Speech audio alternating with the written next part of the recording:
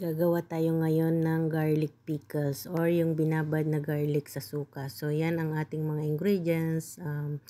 Pepper, asin, suka, at syempre ang garlic. So, nilagay ko na sa tub or lagayan ko. Wala kasi akong garapon na salamin. Kasi mas maganda ilagay sa garapon. Kaya lang, dyan na lang muna. Kasi madali lang naman yan maubos. Kaya, yan na lang muna. Pero mas recommendable ko ang garapon na salamin. So, nilagyan ko na nga ng pepper or paminta. Yan. Suka. Kailangan maraming suka.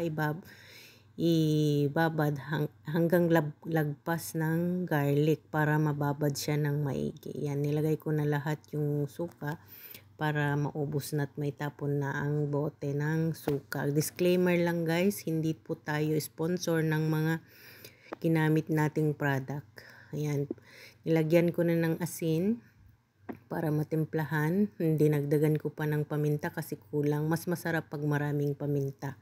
Yan, medyo mahirap kasing paikutin yung pagdurog ng paminta. Kung may iba kayong gagamitin sa pagdurog, mas maganda, mas madali. So, yan guys. Ibababad natin. Bukas pwede na yan. Kahit next day pwede na yan. Ang sarap guys. Lalong-lalo na sa mga may high blood pressure yan. Maganda at nakakatulong para ma-regular yung ating mga blood pressure. At marami din benefits ang pagkain ng bawang sa araw-araw. So, yun lang guys.